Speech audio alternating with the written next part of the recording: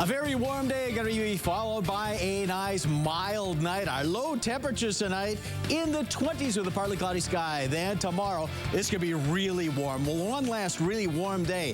47 Sioux Falls, 40 Aberdeen, 45 in Pierre, 46 in Rapid City. But strong west winds will turn to the northwest, and it's going to be much colder on Wednesday. Details on that coming up. KELO News starts now. Live from KELO Media Group, KELO News at 5. Doctors say the end of the coronavirus pandemic may be in sight. We look at the future of COVID-19 coming up. Plus, how voting rights is taking center stage at today's MLK Day celebrations in the nation's capital. Good evening. As South Dakota sees COVID-19 cases surge once again with the Omicron variant, many are wondering when the end of this pandemic will come. And meanwhile, many healthcare workers are also wondering when things will start to slow down again in the hospitals. In a preview of tonight's Eye on KELO, Lauren Solik looks at what support might look like for doctors and nurses when the COVID-19 pandemic is behind us. Healthcare professionals are hopeful the end of the pandemic is inching closer. What I expect is that whether it be the Omicron variant or whether it be the next variant down the road, that variant is going to continue to choose to be infectious, but hopefully less severe. And if it does that, if it chooses not maybe the right word, but if it selects to be less severe, then what we're going to see is something that evolves into the common cold, which, by the way, is the other 5 coronaviruses that we already know about. Of course, they say only time will tell with COVID-19. You know, this has been a very humbling virus, a very humbling pandemic. So we're hopeful that this may be the last wave, but as all of us know, we don't know what lies ahead. The hopefulness for an end is like a light at the end of the tunnel for those who have been on the front lines every day of this pandemic, though. I think if you ask any nurse who's been doing this for the last 3 years, they're tired. And tired probably isn't even the right word. Exhausted might be the right word. But they're just finding a way to keep going to work one more day in the hopes that somewhere on the other side of this is something a little bit closer to normal. And when COVID-19 has slowed down, what will support look like for those healthcare workers? I think there needs to be a lot of recovery. There needs to be a very open understanding that we will not come out of this the same way we went in. So how do we recover in a healthy way so we can continue to be healthy for our families, for our coworkers, for our patients and our communities? In Sioux Falls, Lauren Solik, KELO News. In tonight's Eye on KELO, Lauren Solik sits down with these doctors from Sanford and Avera to answer the questions many of you have been asking about the end of COVID-19. Well, we are another step closer to learning the fate of South Dakota's Attorney General Jason Ravnsborg. A House Select Committee is meeting this evening in Pierre. The group will eventually decide whether to recommend the Attorney General's impeachment. The committee is meeting behind closed doors tonight, but meetings on Tuesday and Wednesday will be public. Beginning around 3:35 tomorrow afternoon, they'll be hearing from the investigators who looked into the deadly 2020 crash involving Ravnsborg. Now, he was driving a car that struck and killed Joe Beaver, who was walking along U.S. Highway 14 near Highmore. The case has already made its way through the courts. The Attorney General's lawyer entered no contest plea in August to a pair of misdemeanors. Now, it's up to lawmakers to decide whether Ravnsborg committed an impeachable offense and should continue to serve as the state's highest law enforcement officer. Well, we saw decent temperatures today. Here's Chief Meteorologist Jay Trobeck. Yeah, you think today was decent, Angela. Just wait till tomorrow. It's going to be just as warm or even warmer than what we have right now. What we have right now is pretty good. We have a nice reddish sunset in Sioux Falls, or yellowish sunset. The gunman, and I headed for the door. And all 3 of us were able to get out without even a shot being fired. Law enforcement officials have identified the hostage taker as 44-year-old Malik Faisal Akram. He is a British citizen. Law enforcement sources tell CNN Akram arrived legally in the United States in late December at JFK Airport in New York, eventually making his way to Texas, where he spent 3 nights at this Dallas homeless shelter in the days leading up to the hostage standoff. On Saturday morning, Akram showed up to the synagogue. Rabbi Walker thought he was someone who needed shelter. It was during prayer, while we were praying, and my back was turned. We faced towards Jerusalem when we pray. Right before he revealed himself, but this was, plenty of time in. I heard a click, and it could have been anything, and it turned out that it was his gun. Akram's voice could be heard on the live stream of the synagogue's Sabbath services. I'm going to die in this, all right? Are you listening? I am going to die, okay? Rabbi Citron Walker credits the law enforcement training he's received with saving their lives. They really teach you in those moments that when your life is threatened, you need to do whatever you can to get to safety. You need to do whatever you can to get out. And Wolf, the brother of the suspect, says that his brother was suffering from mental health issues. Law enforcement authorities say that he was driven in part of the motivation was to get the release of a woman named Aifi Siddiqui, a known jihadist who was convicted of attacking U.S. service members overseas. She is being held here in the North Texas area in federal prison. Wolf? Ed Levadera on the scene for us. Ed, thank you very much. Let's discuss what's going on with Jeffrey Cohen, one of the synagogue. This length used in horse racing. Advising schools to cancel high-risk sports and extracurricular activities or hold them virtually. They included football, wrestling, and band, and pointed to the recent spike in COVID-19 cases. But an infectious disease expert called the guidance unlikely, unreasonable, and unrealistic. He worries that people will not follow the suggestions. Today, the world celebrates the life and legacy of civil rights icon Dr. Martin Luther King Jr. For his birthday, Nicole Newman is taking a look at his commitment to voter rights and the legislation in Congress pushing for voter equality. That's from our Washington newsroom.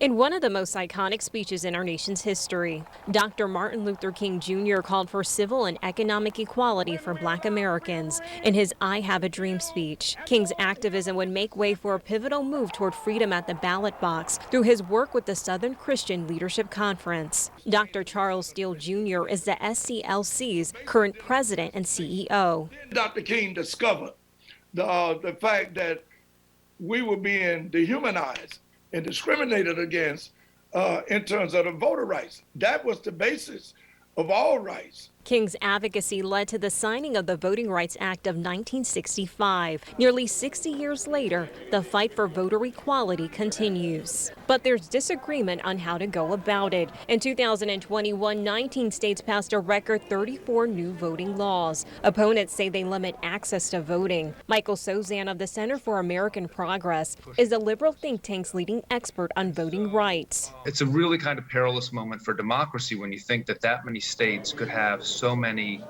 laws on the books now designed to really thwart upcoming elections and make it harder for people of color to vote. But proponents of these state laws believe they expand access and protect people's vote. In Congress, there are two bills that seek to end discrimination at the polls. Both pieces of legislation stalled in the Senate. The main holdup, many Republicans believe the bills are government overreach and elections should be run at the state level. I think the argument's weak, and I don't think that there is an argument that can be made for the federal government taking over elections.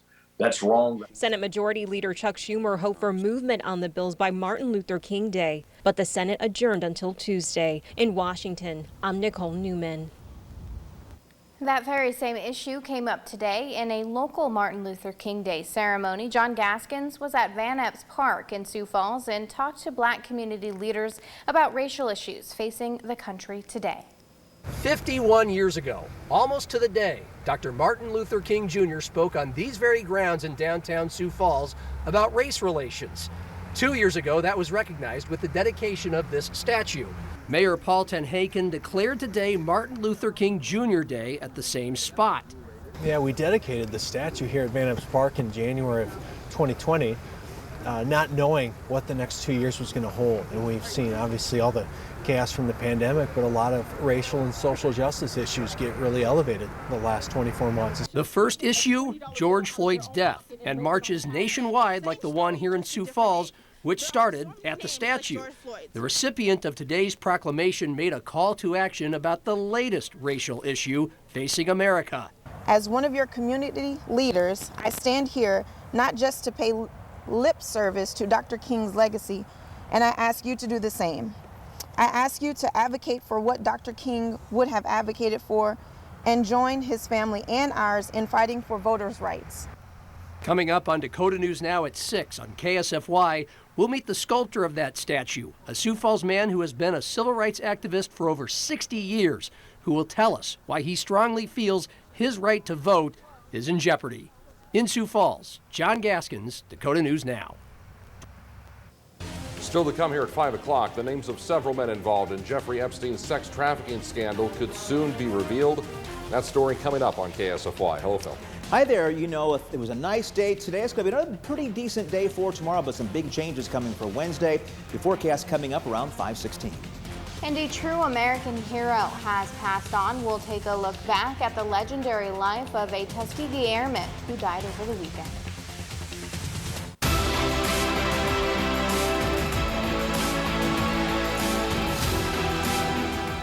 Sports when you want it with Dakota News Now. Dakota News Now, sponsored by Marv's Body Shop. The United States chose to secretly detain and torture the men it now seeks to punish. This torture impacts and undermines every aspect of these prosecutions. More specifically, the government's fear that the truth will become public is what has been the most destructive to a fair process.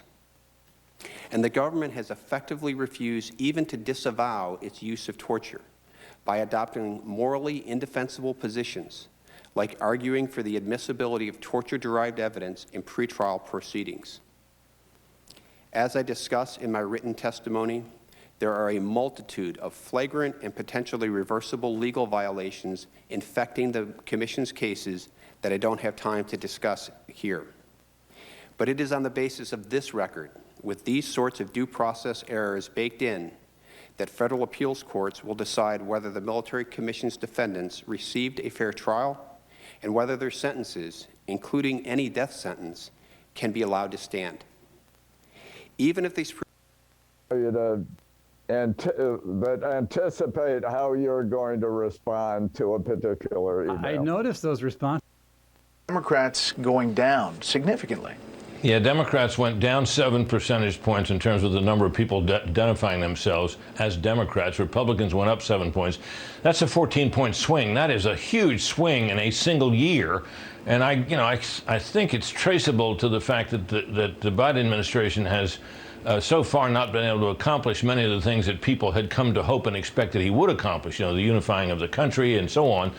He's passed some measures, yes he has, but the left is disappointed in him to some extent because he hasn't done more, and the right was opposed to a lot of these measures to begin with, and of course you had the disastrous pullout from Afghanistan, and these other things that have not done well, and the result is what you might expect. Republicans are up. But it's unusual for Republicans to outnumber Democrats, self-identified Democrats in this country. It seems to set a difficult stage. That was a long time to November, but this for Republicans is something they have to think pretty highly of. Yeah, if they're looking ahead to the midterms, these are the kind of numbers you want to see and hope will last at least until the fall if you're a Republican. Brett, as always, thank you. Thank you, Brett. Up next, social media's two powerhouses accused of rigging the digital ad market. We'll bring you that story. First, here's what some of our Fox affiliates around the country are covering tonight. WSVN in Miami as at least 7 tornadoes caused damage across southwest Florida. Downing trees, they blocked roadways, and strong winds ripped several mobile homes from their foundations in Fort Myers. Officials have not reported any deaths or serious injuries. Fox 46 in Charlotte, where hundreds of flights are canceled after a weekend winter storm brings snow, sleet, and freezing rain to that area. Airport officials expected to resume full operations today, but weather conditions in other parts of the country could still affect flights. And this is a live look at Los Angeles from our affiliate, Fox 11. The big story there tonight, fans of Betty White honor the late actress on what would have been her 100th birthday. The social media movement dubbed the Betty White Challenge encourages fans to pick an animal rescue or humane society and pay tribute to White by donating $5 in her name. She died December 31st. That's tonight's live look outside the Beltway from Special Report. We'll be right back.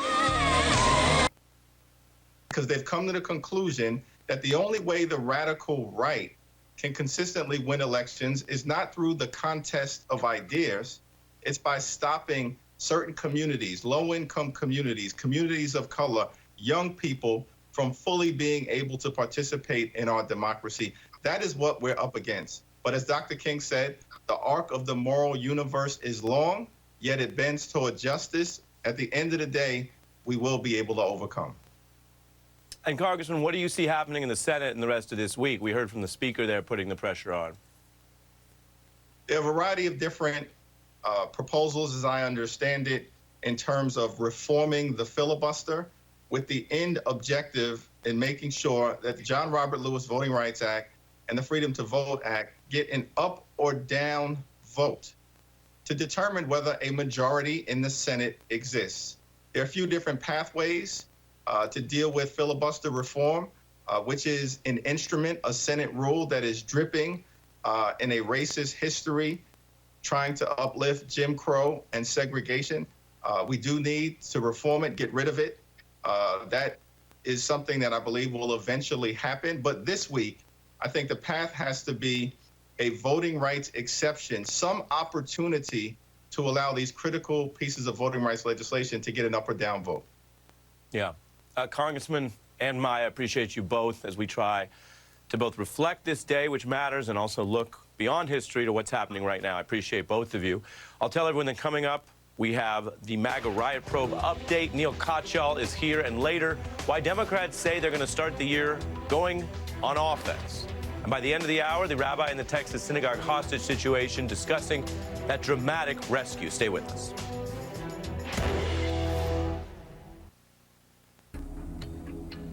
In 2003. Thank you. Thank you.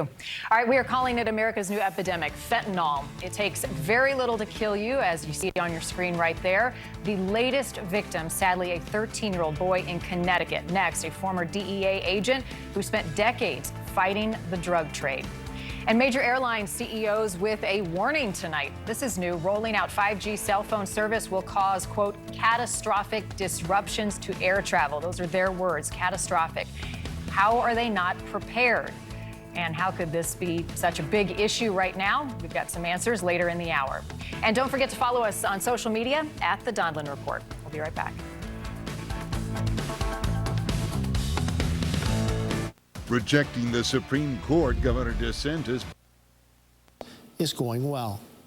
The CDC changed its COVID-19 guidance for cruise ships to voluntary over the weekend. The companies can now decide if they want to take part. Now, if they don't, they'll be designated as a gray area on the agency's cruise ship color status webpage, which means the CDC has not confirmed or reviewed their safety protocols. If the cruise lines opt in, the CDC will work with the ships to monitor their COVID-19 preventative measures and track their onboard cases. A new study reveals older patients contracting COVID have more signs of brain damage than people who develop Alzheimer's disease. A team from NYU Grossman School of Medicine found significantly higher levels of certain blood proteins, which typically rise when someone suffers neurological damage among COVID patients. Now, you can get a closer look at the study and its findings under this story on our website. In this evening's business news, a commercial beekeeping supply business is now open in southwestern North Dakota. Commercial Bee Supply in Hettinger hopes to bolster the beekeeping and other agriculture sectors in the region. The company would serve producers in the Dakotas, Montana, and Wyoming. North Dakota leads the nation in honey production, and together with Montana and South Dakota, produced nearly half of all U.S. honey in 2019. Two pipelines carrying liquid carbon dioxide would travel through South Dakota, Iowa, and parts of Minnesota. The Navigator pipeline is about 1,000 miles long. The company says it plans to store the CO2 underground in Illinois. The Summit pipeline is about 500 miles long. Summit says it plans to store the CO2 underground in North Dakota. Both would capture CO2 at ethanol plants and transport it across a total of 5 states. Digital reporter Ray Yost has details about the two proposed projects and why some have concerns about them, and a KELOLAND.com original story on our website now. Kind of a nice afternoon out there for January. You know, the sun made an appearance this afternoon, and I think that made all the difference in the world out there. Quite a bit of melting going on still out there. It's going to be another warm day tomorrow. Yep. Jay's working on that 7-day forecast. First, here's a look at your local stocks.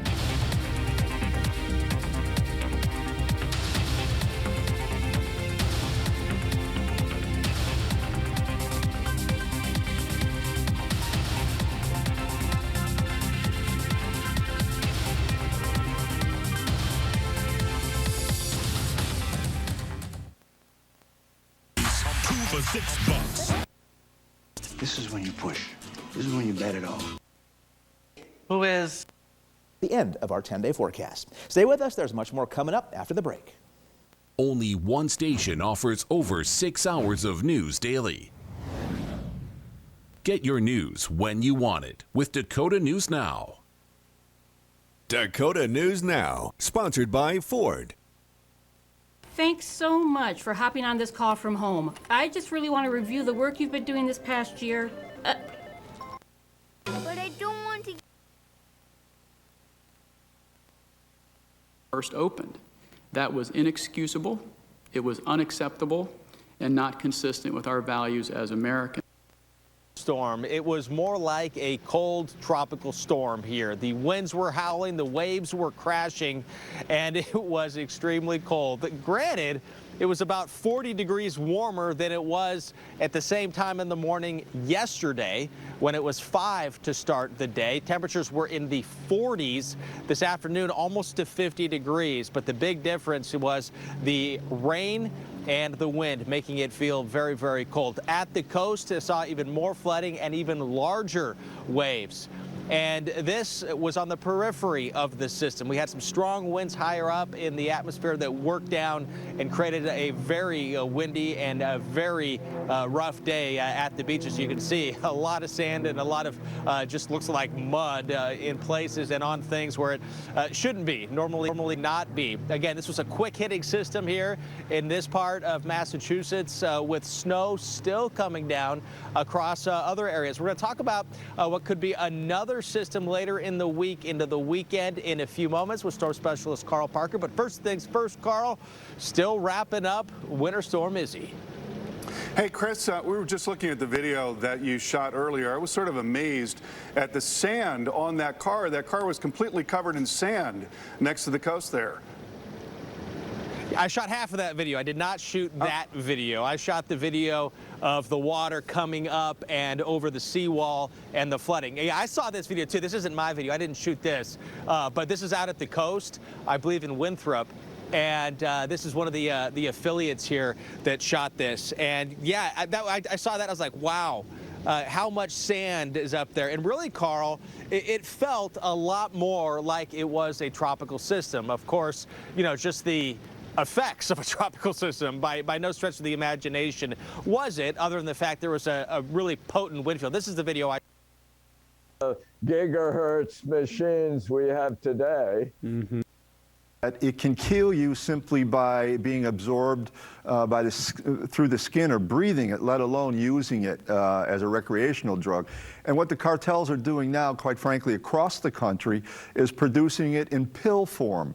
So people think they're actually getting pharmaceuticals that are produced in a sterile laboratory. In reality, they're in somebody's garage south of the border being stirred with a boat oar. And once it ends up in the hands of a 13-year-old, is there any way for them to tell the difference?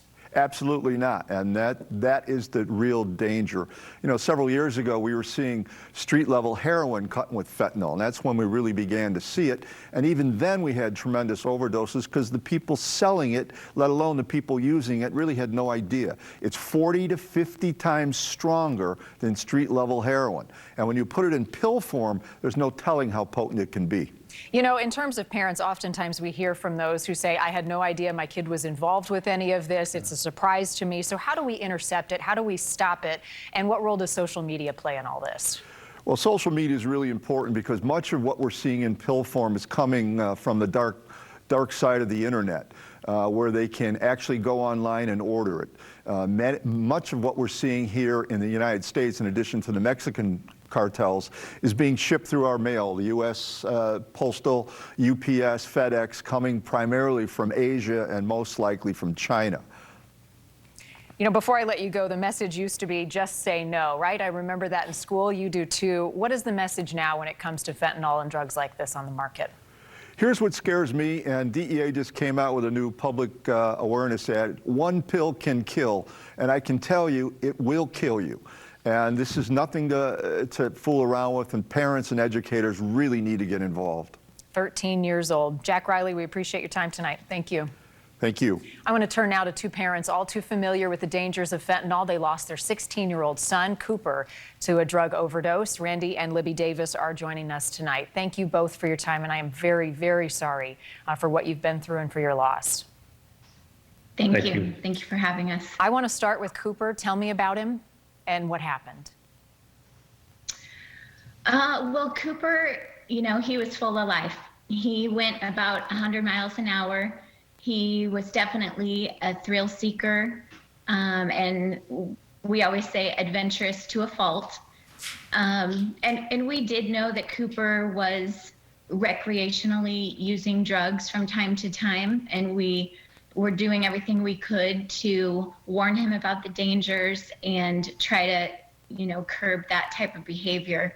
But he definitely lived with the mentality that it will never happen to me, and he thought he was invincible. Do you know how he got his hands on fentanyl? Well, you know, the kids that are, you know, we say overdosing, they're not really overdosing. They're being poisoned by a pill that they don't know has fentanyl in it.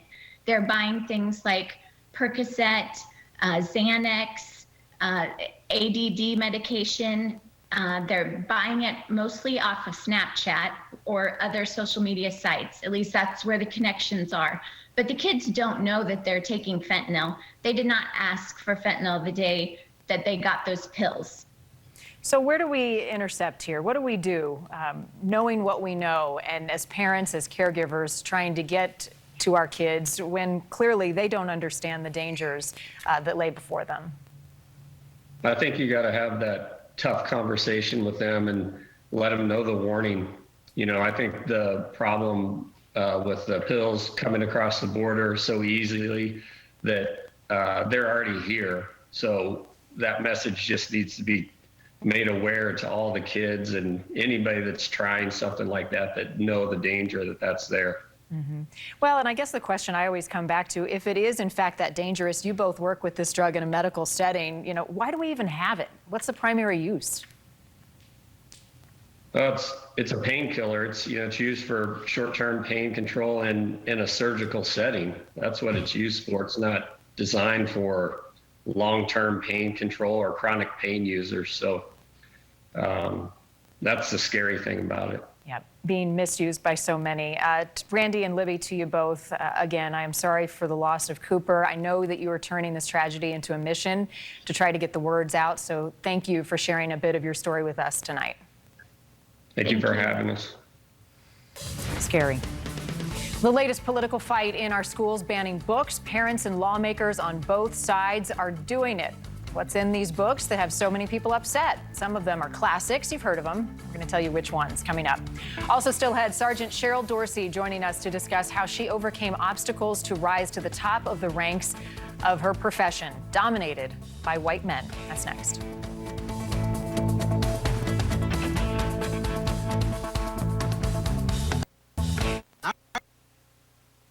to retirement, but I'm as busy as ever. And thanks to Voya, countries question whether the U.S. is a reliable ally. Those are all decisions the president made, not decisions that the bureaucracy somehow made for the president. Even the French, America's first ally, erupted in anger when the Biden administration suddenly announced a nuclear submarine deal with Australia, something President Biden had to apologize for. Now Putin remains poised with more than 100,000 troops to invade Ukraine. Secretary of State Antony Blinken admitted time was running out for a new Iran deal, and North Korea tested multiple ballistic missiles, which the Pentagon fears may have included a hypersonic weapon. And kids are assembling thousands of bags of food to be distributed at schools throughout South Dakota. We'll hear from a younger volunteer coming up at 6. Well, used car prices continue to rise in the new year after a record surge in the market in 2021. Normally, you know, in the fall, we'll see the prices start to go down. That's a normal, typical fall. You start to see all prices go down. This year, they actually rose. No one does. What do you think of this? Folks who caught SNL had even more zingers at Biden, including the idea that things aren't going well. And whether one wants to agree with that or think it's fair or not, I think as a real politics strategist, you would agree, SNL's not writing jokes and punchlines for one half of the country. They think it's a punchline that people understand that it's not going well. Do you see that as an issue? And what about Carville's advice? Well, first of all, the big thing is the political environment. And the thing that's going to improve the political environment, both for the White House and Democrats, is COVID being in the rearview mirror. So if this summer we're endemic and kids are going back to school next year without masks, people are less worried about getting sick. There's less, influx into hospitals. Then some of the economic statistics you just talk about, I think, can breathe a little bit.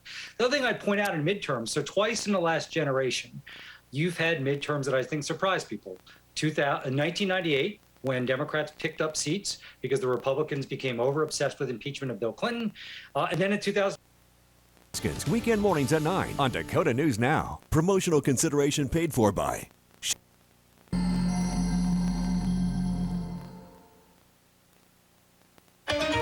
Tonight, as the East Coast digs out from a monster snowstorm, we're tracking a new weather system that could hit later this week. Plus, the new details from the FBI in that Texas terror attack on a synagogue. Heavy snowfall and strong winds knock out power to thousands and causes travel nightmares on the roads and in the air. Terror in Texas. Dramatic new information as we hear from one of the hostages about the terrifying final moments of the nearly 11-hour standoff. He was going to kill each of us. Plus, the rabbi who is being hailed as a hero. I threw a chair at the gunman, and I headed for the door. What we're learning tonight about how the attacker got into the United States. On this Martin Luther King Jr. Day, his family marches in Washington, calling for change as the president faces an uphill battle getting voting rights legislation passed. COVID's last wave, what Dr. Anthony Fauci is saying tonight about whether Omicron will be the pandemic's final surge as cases hit a new record. Game, set, match. Tonight, the news that the world's top tennis player may be barred from playing in the upcoming French Open and U.S. Open because he's not vaccinated. And Naomi Osaka returns to the world stage after a 4-month hiatus. And remembering Dr. King. Tonight, we'll hear from him in his own words. The arc of the moral universe is long, but it bends toward justice. This is the CBS Evening News with Norah O'Donnell, reporting from the nation's capital. Good evening, and it is great to have you with us tonight as we remember Dr. Martin Luther King Jr. and honor his legacy. We're going to hear more from him from the CBS News archives, but first there are a number of major news stories we're covering on this Monday night. While many of you are still dealing with that powerful winter storm, we want to begin with new information about that horrifying hostage situation at a Texas synagogue. Tonight, the FBI calling what happened a terror-related anti-Semitic attack. The man who held 4 people captive was a British British national. Police in the UK detained his 2 teenage sons because they spoke with their father on the very day of the incident. Also breaking tonight, CBS News has learned the Department of Homeland Security sent a memo to local law enforcement warning that faith-based communities will likely be the target of future violence. CBS's Omar Villafranca is outside the temple in Colleyville, Texas. Good evening, Omar. Good evening. Sources tell CBS News the suspect was not known to U.S. intelligence officials. In fact, they're not sure how he got from New York here to Texas. We're also learning more about that high-stakes standoff as hostages are starting to speak out for the first time. It was terrifying. It was overwhelming. And we're still processing. Appearing on CBS Mornings, Rabbi Charlie Citron Walker described the tense 11-hour standoff at Congregation Beth Israel and the moment he realized the man who claimed to be homeless was taking them hostage. I heard a click, and it could have been anything, and it turned out that it was his gun. Sources tell CBS News 44-year-old Malik Faisal Akram was a British citizen who arrived at New York's JFK airport about 2 weeks ago. Making his way to Texas, he stayed in a homeless shelter and somehow obtained a gun. Today, one of the hostages says Akram claimed he targeted the synagogue because of its proximity to Afia Siddiqui, a convicted terrorist with suspected ties to al-Qaeda. He demanded her release from a Texas prison as the FBI rescue team flew in from Quantico, Virginia. Hostage Jeffrey Cohen told CBS station KTVT that after 10 hours of negotiations, he started spouting for a good few minutes. I was going to put a bullet in each of us, whereas earlier in the day, he was going to let us all go, and he was the only one who was going to die. But at that point, he was going to kill each of us. He even told us to get down on our knees. But before the FBI went in, the hostages saw an opportunity to save themselves. He put his gun down to pour some soda. And that's the point that Rabbi Charlie threw the chair and yelled, "Run." I told them to go. I threw a chair at the gunman, and I headed for the door. And all 3 of us were able to get out without even a shot being fired. A video shot by ABC affiliate WFAA shows the hostages escaping through a side door. Akram follows them out, then ducks back in. The tactical unit springs into action. Within seconds, Akram was dead. The hostages alive. Like many religious groups, members of this synagogue have been through active shooter training. We were consciously watching and looking for those opportunities because that is what saved our lives. And Omar is back with us from Texas. So Omar, what can you tell us about the latest in the investigation? Well, Nora, this is still a very active and widespread investigation. We just learned that the suspect paid cash for his flight and that he traveled alone. We also learned that federal agents are going to homeless shelters to talk to people. They want to find out what he did while he was there and, more importantly, how he was able to get a gun. Nora? Omar Villafranca, thank you. We turn now to that major winter storm that dumped crippling amounts of snow from Asheville. Seeing what we're seeing with voting right protections, his poison has created and paralyzed far too many members of the Republican Party. They seem as if they're just completely terrified and scared of him. This is white supremacist behavior, Bull Connor style. We must move beyond that. We're looking for the business community, Republicans, to finally stand up, denounce this foolishness, protect the rights to vote so we can move forward as a society together and not continue to devolve into tribalism. Derek Johnson of the NAACP, thanks so much for joining us. Thank you. Just ahead, no Australian Open for the tennis star Novak Djokovic. Billy is now self-isolating and working remotely. He most recently had contact with President Biden last Wednesday. China shutting down Winter Olympic ticket sales to the public because of COVID. Today, the Beijing Winter Olympic Organizing Committee said instead spectators will be invited to events. Attendees will have to strictly comply with China's COVID requirements before, during, and after watching the games. The group says it's making the change to protect the health and safety of Olympic personnel as well as spectators. The move comes 2 days after Beijing reported its first case of the highly transmissible Omicron variant. Today, Americans remember civil rights icon Dr. Martin Luther King Jr. The day celebrating his birthday is marked all over the nation with events, including a wreath laying at the MLK Memorial in Washington. In King's home state of Georgia, leaders are gathering at the church where he served as pastor. While King was born on January 15th, the day honoring him always falls on a Monday. Locally, Augustana University has scheduled a week full of events to honor MLK. Today, the university hosted a day of service in which students helped rearrange and organize more than 2,000 articles of clothing at Marty's Closet. Marty's Closet takes donations and provides clothes to those who are part of the transgender community.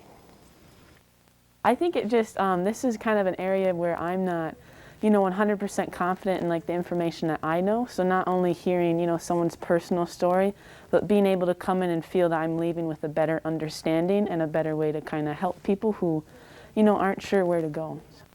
The students say this is a way they can keep Dr. King's legacy alive and well in the community. A local group, along with the help of some Sioux Falls businesses, are helping provide feminine hygiene products for women in the community. What they're calling a pad party is taking place today at the Minor Brewing Company and Prairie Berry Winery Tap Room. While they've been collecting supplies all week, this in-person event is actually happening right now, goes through 6 o'clock. Organizers are asking that you drop off tampons, pads, and other menstrual products. The origin story of this event involved a family, and the mother of a newborn baby was using her child's last diaper to get by. So I think we're always tending to put others before ourselves, and it's just really important that we take care of our health, we take care of our community. So far, they've been able to collect more than 40,000 products with an overall goal of 60,000 items. The pandemic has been a tough time for a lot of us, but for the nation's most wealthy, that isn't the case. We'll take a look at that coming up. Tyler. Brian, one more mild day ahead of us tomorrow, and then those bitterly cold temperatures are on the way for Wednesday. We'll talk about how much colder it's going to be getting in your first alert forecast. Thank you, sir. A young man battling cancer got to take in last night's WWE Super Show in Sioux Falls in style. His story coming up. Very glad to have you with us. You're watching Dakota News Now at 5:30 on KDLT. Keep up with all the current news that their skill set is better suited for. And so it's a very difficult task. It's not for everyone, but what a great opportunity, what great friendships, great partnerships that I have made that have been lifelong, and I still enjoy to this day. Was there a pivotal person in your story that made the difference for you, that you looked towards as a mentor that helped certainly in those times where you found it most challenging? In the very beginning, we had something called, we had training that all the females could go through because upper body strength was an issue, and they wanted to make sure, because of a consent decree, that the women who were joining would actually graduate. And so there was a female officer, Jeannie Eisentraut, God bless her. She was a mentor, she was an encourager for me, and she kept me in the right mindset to first get through the academy and off probation. And then once I became a police officer, I had really great training officers in my first assignment who treated me with the kind of respect and dignity that you would expect when they're peers, not so much. And so those were very pivotal relationships. And then me just being me, the kind of person I am, determined to make it to the end of whatever it is I'm encountering. I was able to see off probation, and then of course all the trials and tribulations over my 20-year career make it to the end. Well, and you've had great success. Just a couple of seconds, I want to get what you share in terms of advice for other women of color who are working either in law enforcement or another profession. What is the one thing that you tell them? Have a good support system, be open and candid about your encounters, and share with folks who are on the department in a position of authority to help you when you run into obstacles or folks who are not so kind in their efforts to maybe get you gone. A lot to celebrate in all the work that you have done. Sergeant Cheryl Dorsey, as always, thank you so much for taking some time to talk to us. Thank you. Governor Ron DeSantis bucks the vaccine mandate for healthcare workers, what this means for Florida healthcare facilities, and the dangerous precedent it sets for disagreeing with SCOTUS rulings. That is tonight on Dan Abrams Live. Make sure to tune in, 8 Eastern, 7 Central. Major airline CEOs with a warning tonight. Rolling out 5G cell phone service will cause catastrophic disruptions to air travel and potentially strand thousands of people overseas. Will that get it fixed ahead of Wednesday's deadline? We'll be digging into that coming up next. I'm Ashley Banfield, and you're watching News Nation, news for all America. Are you one of the millions of Americans who experience occasional bloating? like we had in 1964 in this country. Nobody thinks that in an election where you had tens of millions of people voting with no problem, that you have a voting rights problem. We do have an issue where election integrity is in question, where we had hundreds of changes to our laws and processes, sometimes done in an unconstitutional manner, where we flooded the zone with tens of millions of mail-in ballots, where we had insecure drop boxes. And so this idea that if you care about election integrity or you want to make it slightly more difficult to cheat, that you are therefore engaging in voter suppression is a lie. And it's really a dangerous lie that should not be said because, of course, if both winners and losers can't trust election results, and that changes depending on the election, who's frustrated by this, then you can't have a republic going forward. And so this rhetoric, while softer, is still dangerous if we want to have a country going forward. Trey, we put up earlier the Gallup poll and the big shift that we've seen in self-identifying Democrats and Republicans. Now there's all kinds of analysis about this bad situation over the past year, and Democrats, well, they've just had some interesting things to say. Here is Paul Begala. He got infrastructure passed, and that's a good thing because success can breed success. He is putting the full force of the presidency behind it. I think the problem for the Democrats right now is not that they have bad leaders. Already been authorized for those at highest risk, but keep in mind here in the U.S., a fourth shot has not been authorized for the general public. Whit. Yeah, still more to learn. Stephanie, thank you. And on this Martin Luther King Jr. Day, a day of service and a call for voting rights, a crowd marched in Denver, Colorado today, one of the largest celebrations in the country. While in Washington, D.C., where the Senate is set to debate voting rights tomorrow, members of Dr. King's family took part in another march, his 13-year-old granddaughter calling out two Democratic senators by name. Here's ABC's congressional correspondent, Rachel Scott. Just one day before a critical vote in the Senate, the family of Dr. Martin Luther King Jr. marching in the nation's capital to demand action on voting rights. Voting rights! We want it now! But they know the odds are stacked against them.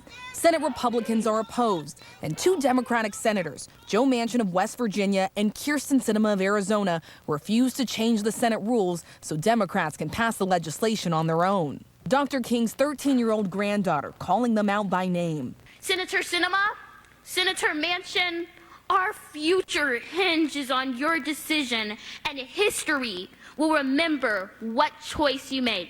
Manchin released a statement celebrating Dr. King's legacy, but made no mention of voting rights. Martin Luther King III telling me that falls short. It's kind of frustrating for people to be releasing statements and you really have not totally adhered to my father's ideals. So my hope and my message to him would be, Senator, you got to go further. The Senate is expected to debate voting rights legislation for the first time this Congress tomorrow. But bottom line, Democrats do not have the votes they need to get it passed. Whit. Rachel Scott from the MLK Memorial for us tonight. Thank you. We do move overseas tonight. A critical week ahead between the U.S. and Russia. Tensions mounting over Ukraine. Just buy a place before this, and now there's 1,000 households that are looking. They've moved inside Ukraine.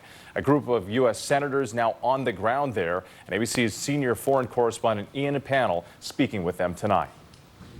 Tonight, U.S. senators delivering a tough message to Vladimir Putin as this crisis intensifies. We will give the people of Ukraine the arms, lethal arms, they need to defend their lives and livelihoods. U.S. lawmakers meeting in Kiev today with the Ukrainian president, pledging their full support, promising the American government will take steps to deter Russia from invading. If Russia crosses that border, if it ramps up the pressure on Ukraine or Europe, what do you want to see about the possibility of invasion? If Russia moves any further into Ukraine, there is going to be significant, serious, unprecedented, crushing sanctions on Russia from the United States. It's up to President Putin now to decide. 100,000 Russian troops massed near the Ukraine border, the Kremlin demanding a guarantee Ukraine won't join NATO, threatening a military response if it doesn't get one. The Kremlin denying it has plans to invade, but today not ruling out deploying military assets much closer to the US, potentially in Latin America. With both sides saying it's now up to the other one to make the next move, the threat of an escalation now is as high as ever. And the mood from this bipartisan group of senators is determined that they and the administration are going to be ready to respond. Whit. All right, Ian Panel, our thanks to you tonight.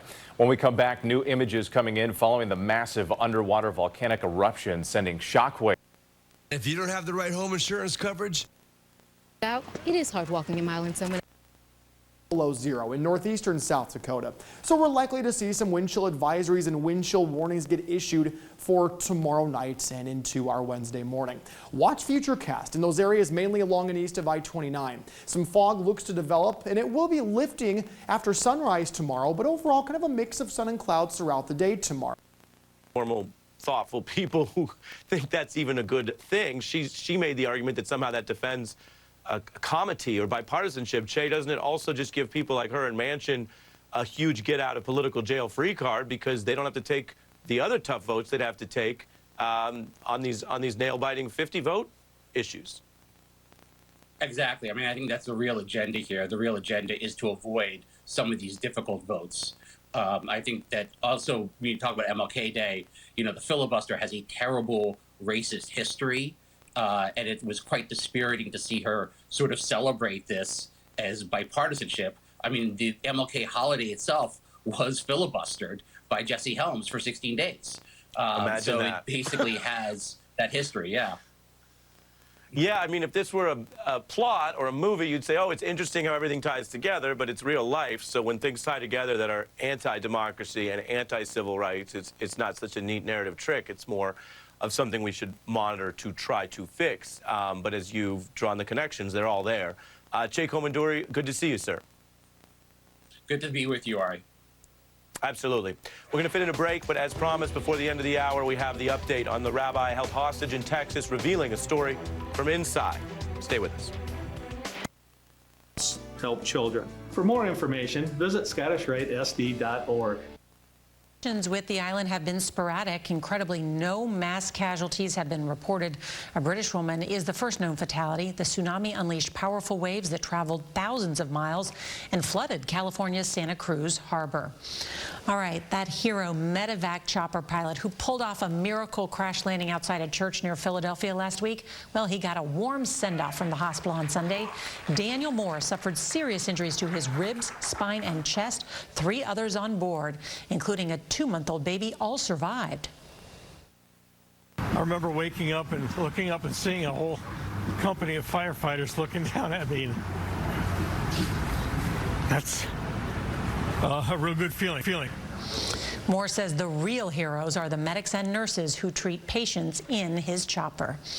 All right, coming up next, we reach into the CBS News archives to hear from Dr. Martin Luther King Jr. after the Selma March. If you can't watch the CBS Evening News, a primary challenge to Trump in the event that the former president runs? Well, who knows? I mean, he's running for re-election as governor first, and I'm not so sure he wants to get in a big spat with Donald Trump right now, since he is running for re-election, but who knows? He's got a big war chest, around $70 million, so that certainly helps.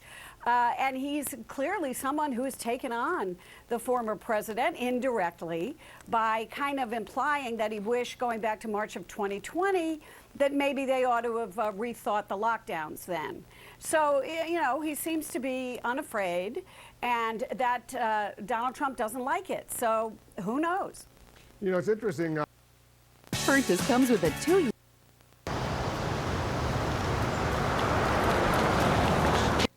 For abuse and does not really belong in the modern day criminal justice system.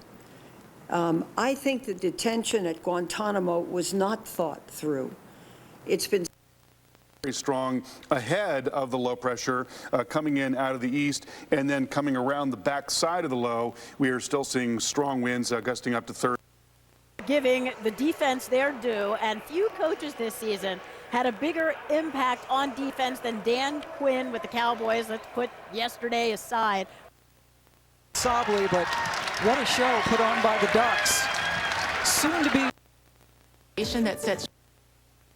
And then now here we are a year later, and everything seems to have gone poorly. The manner in which we withdrew from Afghanistan was a disaster.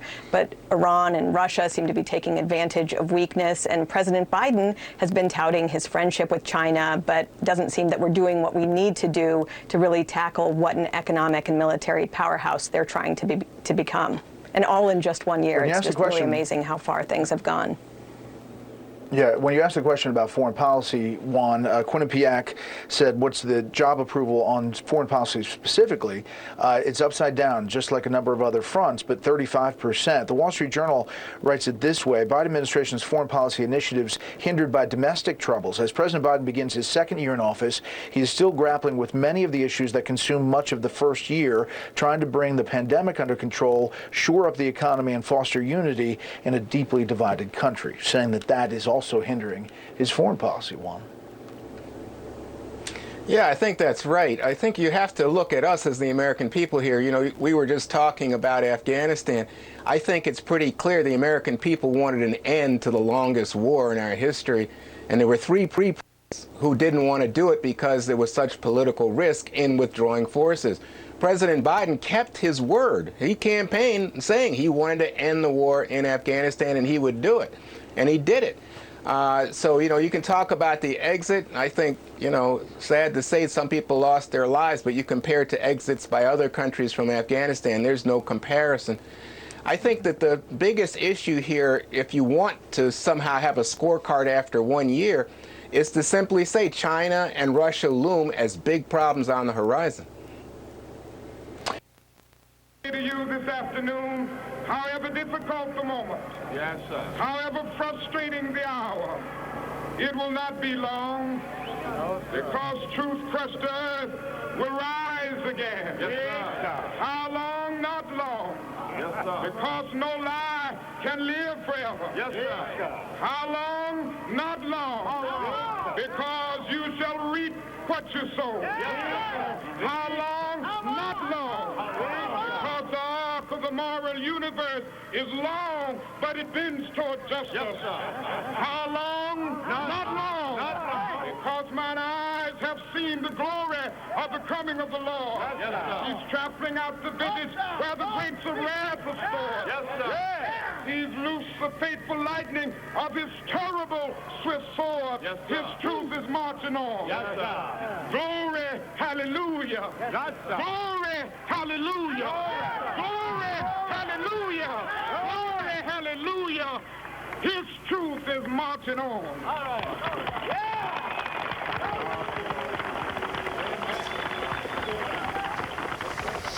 And today, we honor Dr. King. We'll be right back.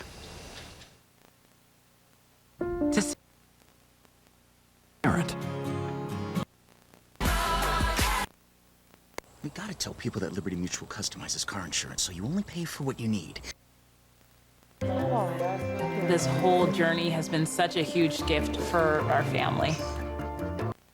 That's why Balance of Nature exists. Of we.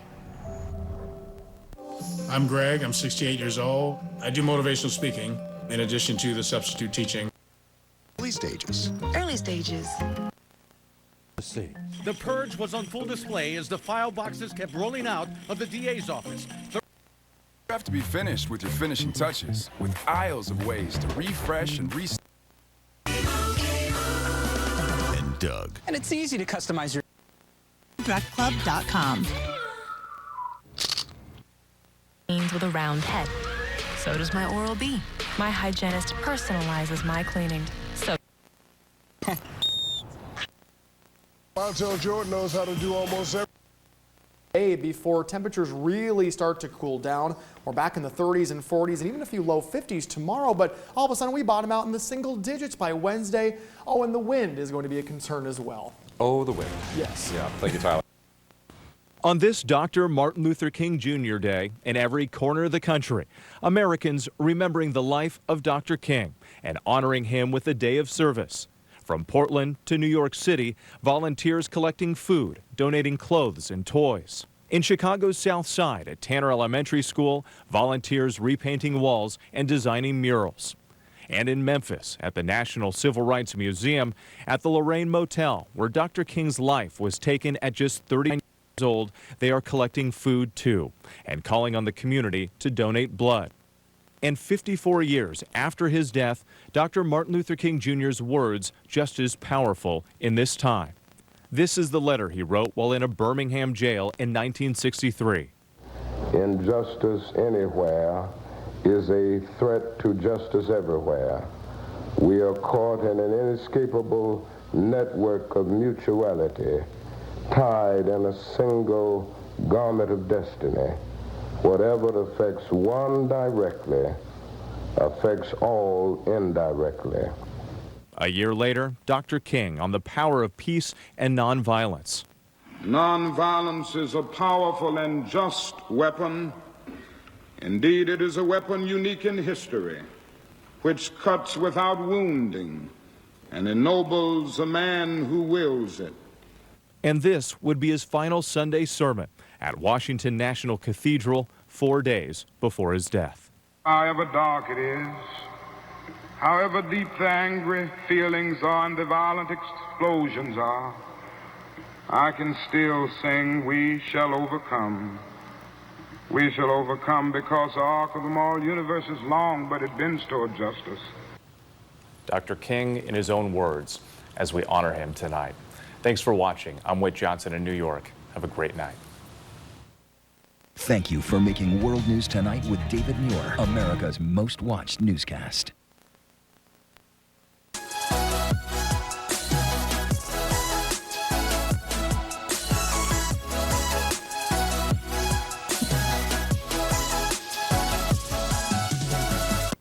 Watch us live. Set your DVR so you can watch us later. That's tonight's CBS Evening News. I'm Nora O'Donnell. Good night.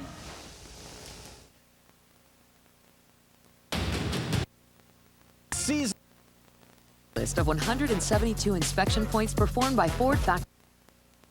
Air travel snarled in the region as wintry of fog. Otherwise, lows will be in the 20s. Those for our lows. Then tomorrow, look at these highs.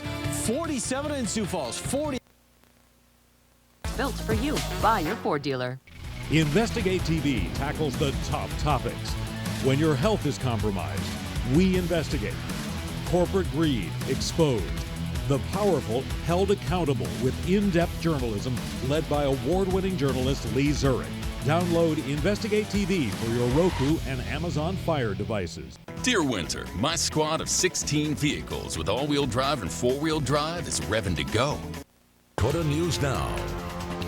Good evening, I'm Andrea Anderson. I'm Brian Allen. While a lot of people had the day off today for the Martin Luther King holiday, a call to action was part of a ceremony honoring him today in Sioux Falls. John Gaskins was there and spoke with black community leaders about race relations today and the issue of voting rights.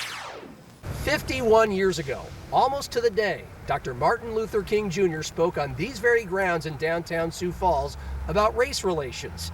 2 years ago, that was recognized with the dedication of this statue. And today, the sculptor of that statue, in another ceremony, said that indeed, while we have come a long way, there's still a long way to go, especially after what has happened the last 2 years. I do hereby proclaim Monday, January 17, 2022, as Dr. Martin Luther King Jr. Day here in Sioux Falls. It seemed like a standard MLK Day event. Then the recipient of the proclamation, a board member of the South Dakota African American History Museum, spoke. I stand here not just to pay lip service to Dr. King's legacy. I ask you to advocate for what Dr. King would have advocated for and join his family and ours in fighting for voters' rights. Standing next to Bodewine was Porter Williams, a Sioux Falls resident and civil rights activist for over 60 years, who remembers what life was like for black people in Sioux Falls in the MLK days. He spoke at the Cataract Hotel, but he couldn't stay there. There were different restaurants and places and parts of Sioux Falls that we couldn't live in. About 3 years ago, the mayor greenlighted Williams' idea to make a Dr. King statue for Van Epps Park. Williams had no idea the impact it would make in short time when it became the launching spot for the city's George Floyd March 5 months after dedication in January of 2020. and seeing all those thousands of people standing down here, I'm still in awe of that. The majority of the people here, 90% of those people here, are white people. So how have race relations gone since then? We're slipping. Black America, you know, I mean, the Supreme Court stacked the way it is. And with all these different states that are making it hard for black people to vote, they would take their voting booths and whatever and move them outside that community. And they can't get there to vote, and they know it, you know? I asked Bodine why she believes some lawmakers would want to suppress black voters. If black people, people of color were to come together and to unite, the power that we would have to be able to make the changes that we see fit and that are needed in the White House or in public office, I think people are afraid of that because that's when real change would happen. When Trump said to a bunch of black people, "What do you got to lose?" And I said, right to myself, I said, the right to vote. And we're losing that right. You know, what's next? Jim Crow? I hope not. In Sioux Falls, John Gaskins, Dakota News Now. First check of the weather here at 6 o'clock with Chief Meteorologist Phil Schreck. Another day where we saw the over the highway, and you got your guys working down below. You just got to make sure that when you're doing that type of recovery, you've got it properly secured. And at least 2 people died after a crash on I-95. We just have to take it easy. It's obviously more slick than it usually is. Winds packing up. Originally reported, and the Associated Press reporting that of the more than 3.3 million votes cast there were only 198 cases of potential voter fraud. Just to do the math, that's 0.006% of the votes cast in Arizona. Now, that doesn't stop President Trump from coming out and saying what he just said, right? Completely manufactured lies. And unfortunately, it doesn't stop people from believing them. Because it may be easy to write Trump off as an unhinged election denier, but his words do matter. You saw the crowds, and he continues to draw those crowds. This is the rally over the weekend, people waiting to get in. And among those in attendance, right, his acolytes, the My Pillow guy was there, and the January 6th Stop the Steal organizer, Ellie Alexander, was there. Because the dark reality here is that 71% of Republicans still believe the former president when he says the things he said on that podium, even though they are just blatantly, factually, black and white, untrue. Right now, Trump is positioning himself to become the Republican presidential nominee. And he holds a commanding lead over other potential Republican candidates. 54% right now pick Trump.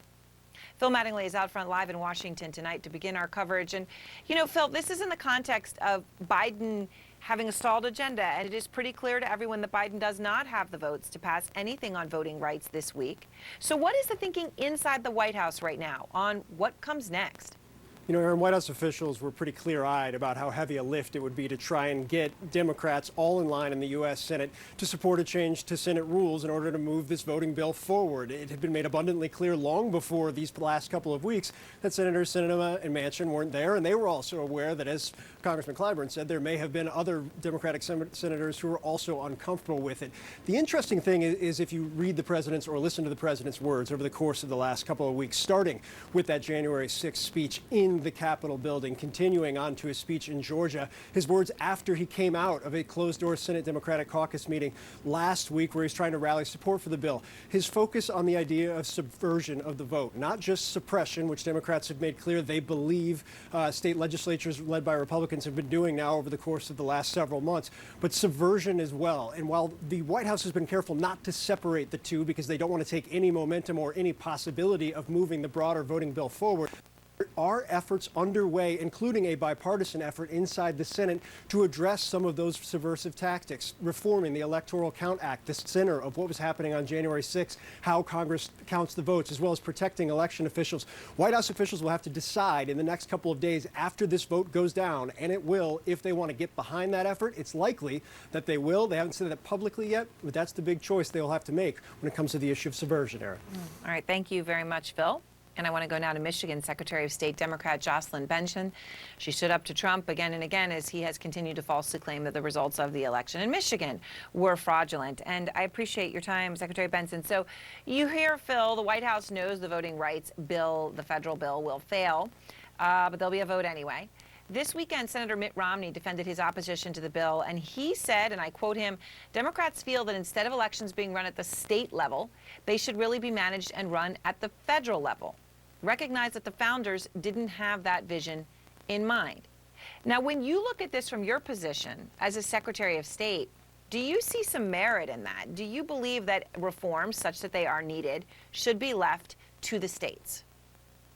I do think states are the laboratories of democracy, and so many of what Michigan does and other states do are exactly a part of the federal floor that's being talked about. I don't think it's accurate for Senator Romney to say that those supporting the Freedom to Vote Act, like myself, think that elections should be run at the federal level. We don't. It's about having federal protections against what is happening in some states to make it more difficult for citizens to vote and take away some of the protections that have been in place for many years. We do need the federal government to be a partner in running elections, and we do need a federal floor to protect all voters across the country to ensure that we can maintain equal access to the vote. It's exactly the same reason why the Voting Rights Act of 1965, which so many Republicans supported the reauthorization of just a few years ago, was so important, and why we need protections today. Starting this week, here's Miguel Almaguer. Tonight, with more than 130,000 Americans hospitalized with COVID, there are signs of progress even among setbacks. While cases are still rising in every state, in some regions first hard hit by Omicron, states like New Jersey, Rhode Island, and Connecticut, cases appear to have peaked. In New York, a drop of nearly 47% from earlier this month, the most encouraging sign in weeks, though not widespread enough. We're in no way seeing a plateau or a decline, so the numbers are still going up. As hospital networks like Mass General Brigham cancel thousands of surgeries every week so overwhelmed staff can care for the crush of COVID patients, the Surgeon General says the U.S. may still be weeks away from a national peak. We've definitely seen an increase in our critical care patients. Some hospitals turning back to the past, this one in Virginia using its parking garage as a field hospital. Across California, patients are waiting hours just to be unloaded from an ambulance. As an ambulance is waiting in an ER to transfer a patient, there are 911 calls that are still coming in. There are still emergencies happening. There are still vehicle accidents. There are still fires. And these crews are not available to respond.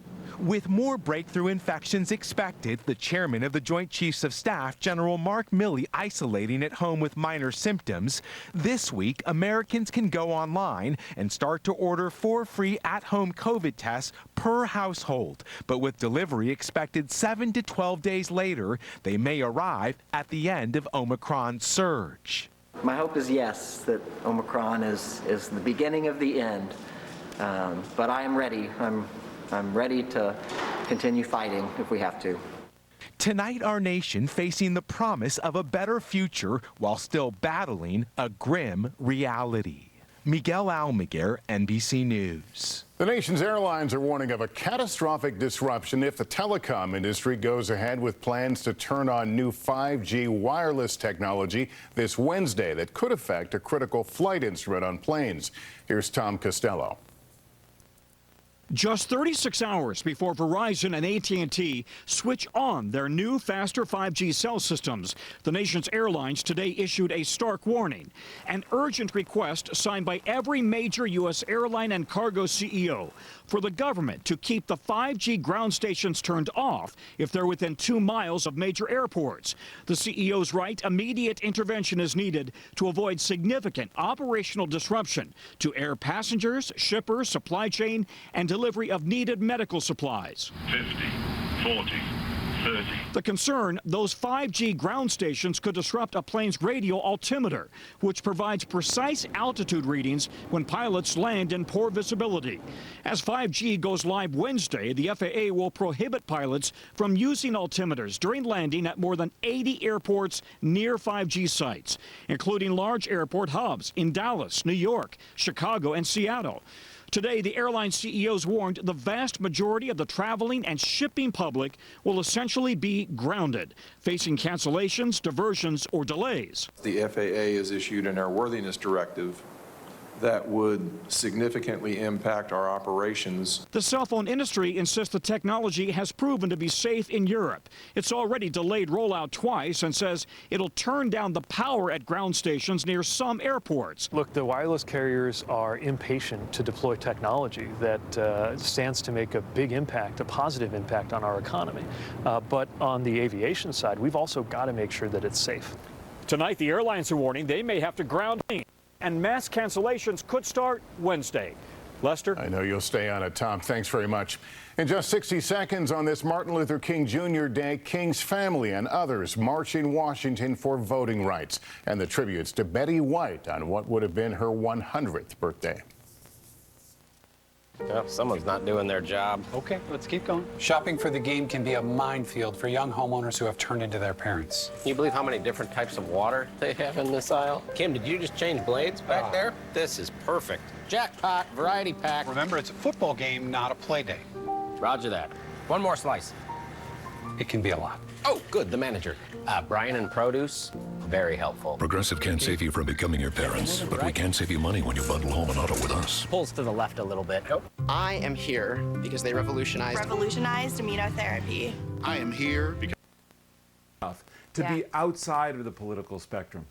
It's a fantastic idea because it is an awful thing to have to say that in front of someone, as if somehow that, Right. makes a comment about where they're coming from. So let me ask you one other point, because the Majority Whip James Clyburn today said that there are more than 2 Democratic senators who would oppose changing the filibuster. Yeah. The others oppose it but haven't had to take the heat for it. But the 2 that oppose it, it's Manchin and Sinema. And the one who takes the heat for it, and the anger and the ire and the personal diatribes, is Sinema. Why do you think that is? Oh, I don't know. I mean, misogyny for one. She's a woman. Sexism. But I think I think any Democrat who's getting in the way of this is focusing. Men and women are getting the ire of progressive Democrats. I don't think that they were prepared for the fact that they just didn't have the momentum behind this. To bring this forward. Look, I think first of all, I thought the president overdid this speech. It was way overcooked, basically saying you either are for this or you're a racist, which I don't think was a bridge building effort. I think the president and the White House made a decision. They knew they didn't have the votes. They were going to go for the argument. They're going to whip up the base. And I think that's what they felt that they could do at this point. But the reality is Democrats are taking a hard look at this. There's not enough support there to do it. I think it's very long odds. Yeah. All right. Well, thank you very much, David. I appreciate it, as always. Thanks. And next, Putin digs in. His standoff with Biden escalating to dangerous new heights. Total around the world, the explosion affected at least 11 countries and territories. It's a rare explosion that reaches the stratosphere, and that's what got everyone's attention. Ed Vansky is a senior researcher with the Smithsonian's Global Volcanism Program. He says the eruption comes from a chamber of magma forcing itself through rock. Just like in a bottle of soda, the gas that's contained in that liquid magma starts to expand. And so it reaches the surface, fragment the magma, and start an eruption. And when that hot magma hits the water expands and creates its own explosion. A volcanic explosion that's believed to be the largest in 3 decades. For the PBS NewsHour, I'm Nick Schifrin. Remarkable pictures. In Sudan, meantime, this has been one of the deadliest days since October's military coup. Security forces in Khartoum again opened fire on protesters, killing 7 and wounding around 100 others. That makes at least 71 people killed so far in the near-daily protests. The U.S. and its Asian allies today condemned North Korea's 4th firing of ballistic missiles this month. The South Korean military says they were short-range weapons that flew not quite 240 miles, landing in the sea. The North has rejected new talks on its nuclear program until the U.S. drops sanctions. China reports that its economy grew 8% for all of last year, but slowed to only half that rate in the 4th quarter. The drop-off came as Beijing cracked down on the real estate industry's surging debt. That, in turn, triggered a slump in construction. And back in this country, Charles McGee, a Tuskegee airman who flew combat missions in 3 wars, died Sunday at his home in Bethesda, Maryland. In both military and civilian life, he faced segregation and racism, but he was highly decorated. And in 2020, he received a standing ovation during President Trump's State of the Union address. Charles McGee was 102 years old. Still to come on the NewsHour, the contentious debate over changing the Senate filibuster.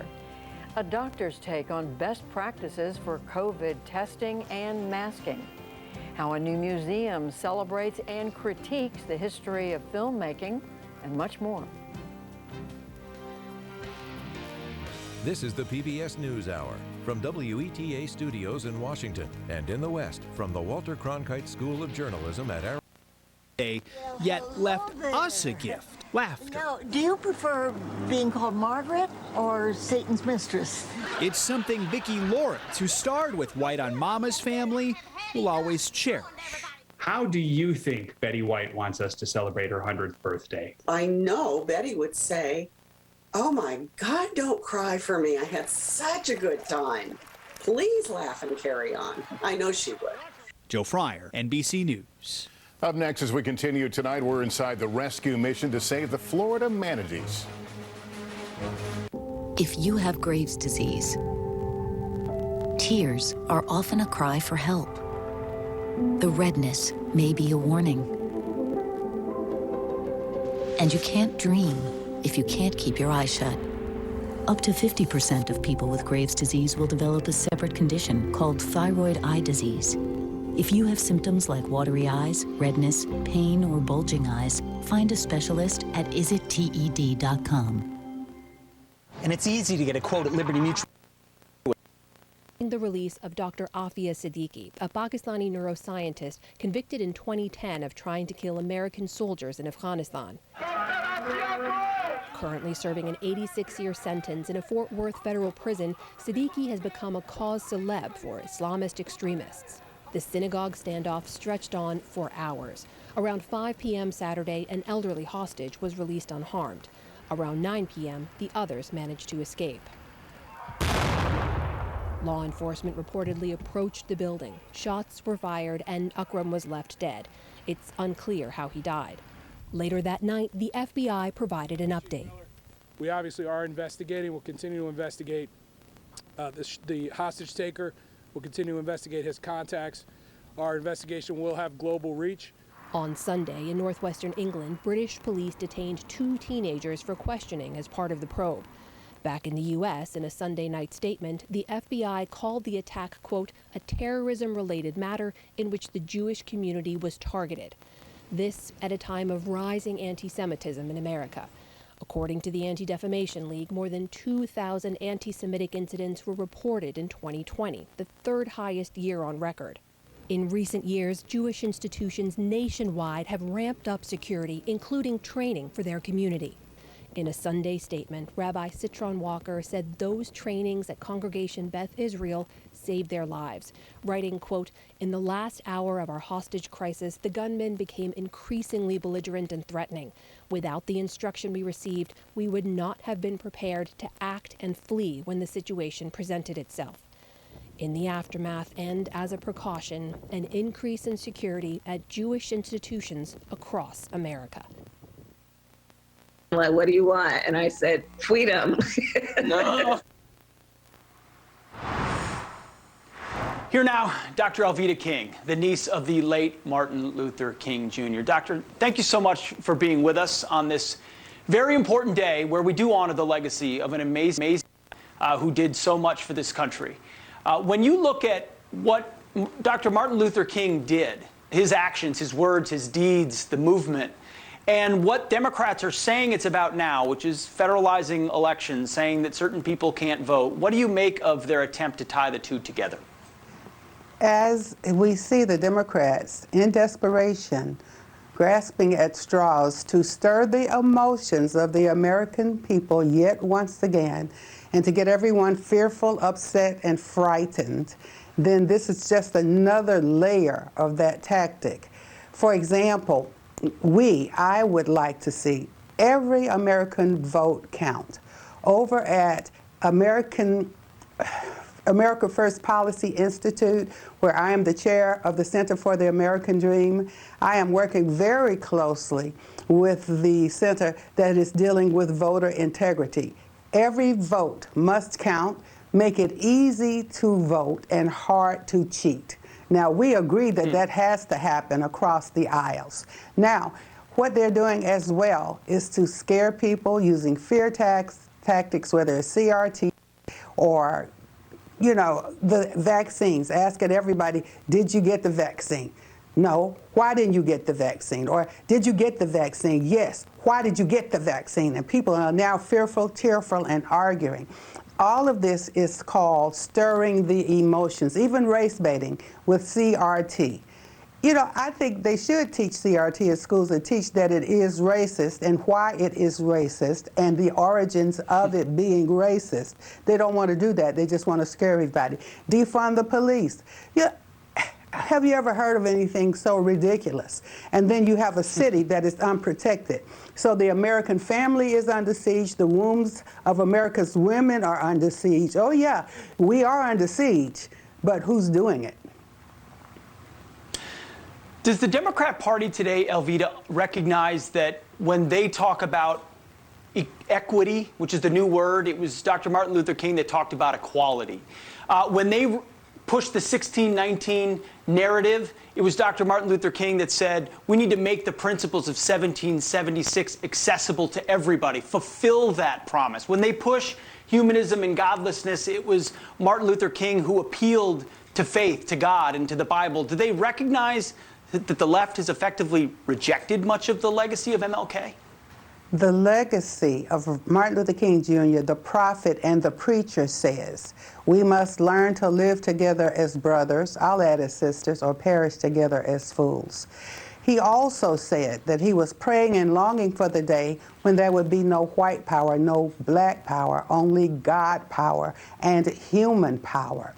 He asked us to be kind, to pray, to learn to speak with each other and regard human dignity.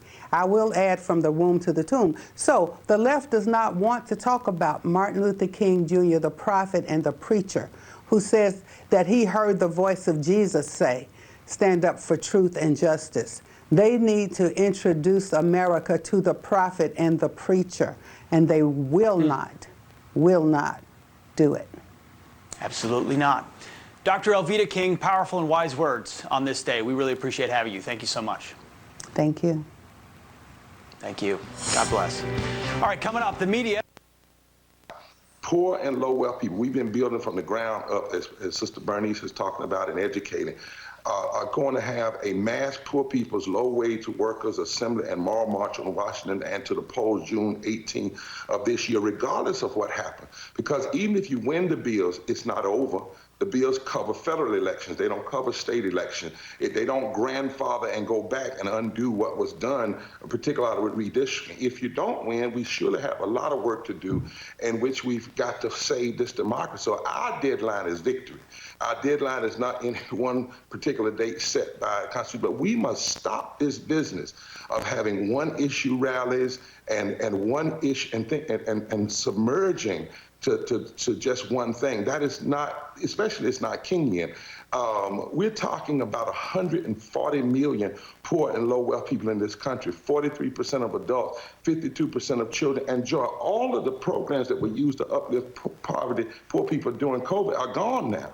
And if those programs had not been in place, we would have gone to 150 million poor and low wealth people in this country. We need a major moral narrative reset. We need a major moral, nonviolent activism. The Poor People's Campaign, a national call for moral revival. 2,500 clergies are connected with us now, 200 organizations, and 43 state coordinating committees are committed to that and saying to everybody else, if you want to join in, come on in, because we have work to do. We have a lot of work to do to save the heart and soul of this democracy.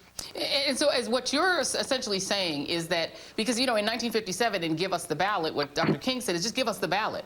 We'll take care of getting rid of those rotten sheriffs. We'll take care of creating an anti-lynching law. Give us the ballot, and we will get for our people what this country had promised us. That is what you're essentially saying, is that the opposition to the voting bill is because if people could vote, not just black folks, but poor white folks, poor, you know, Latinos, they would vote for people who would give them Build Back Better. They would vote for people who would restore those economic benefits that ended while Manchin and Sinema sat back and hugged the filibuster, right? That's right, and not just black people. See, I wish folks, sometimes I would, with Dr. King, I say, would you please read something other than just one speech? At the end of Selma to Montgomery, number one, look at the pictures of Selma to Montgomery. It's diverse. Wasn't a black march. Listen to him at the end. He says that voter suppression and segregated society was created because of the fear of the Negro and white masses voting together in a way to shift the political structure that would then change the economic structures, architecture of the nation. That's Kingian. And we can't separate, we should not separate, the two go together. Poor and low wealth people, if 55%, did you know 55% of poor and low wealth people voted for Biden and Harris? Why? Because they believed that they were going to get $15 living wage. They believed that they were going to get expansion of health care. So you can't fail on your policy deliverance and then think people are going to vote. But something else is happening. Poor and low wealth people are saying, wait a minute. We know what has to happen in this country. We know what agenda needs. So we're going to start and utilize our power, shifting the narrative and building power and changing, because if poor and low wealth people vote at just a little bit higher percentage, they can mess up all the political pundits across this country. And they are decided that they're coming together in a massive way. And I'm glad to be in the midst of them and invite others to do it with us. Amen. So y'all listen to that. This is important. We're going to go to break, but listen to that. Think about it. Why would they be so determined to not have open and easy access to voting? Because it's not just black folks they don't want to vote. They don't want anybody to vote that's going to shift wealth away from the super rich who fund these anti-voting campaigns and give y'all a little something, something. Not just black people. So y'all need to think bigger than that. And Bishop William Barber is always here to help us to do that. Bishop Barber, always thank you, my friend. Thank you. All right, y'all, think big. This ain't just about black people. They don't want any of y'all to vote that are going to vote for benefits for anyone other than the rich. Always look what they're doing and follow the money. Still ahead, new reporting reveals a disagreement among members of the January 6th Select Committee on what to do about the 3 Republican members of Congress who are still refusing to cooperate with their investigation. More details next. Stay with us. Honor to talk to General McGee. That's Nightly News for this Monday. Thanks for watching. I'm Lester Holt. Please take care of yourself and each other. Good night.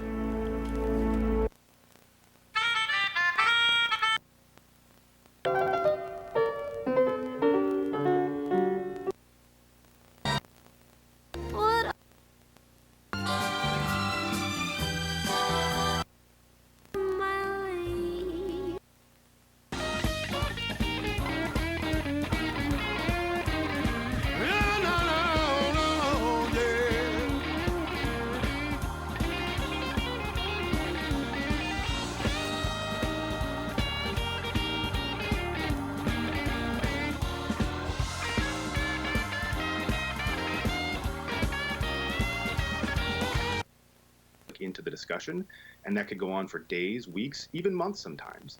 But when push came to shove, at the end of the day, the issue at hand was supposed to come up for a simple majority vote, as it did for 200 years in the Senate,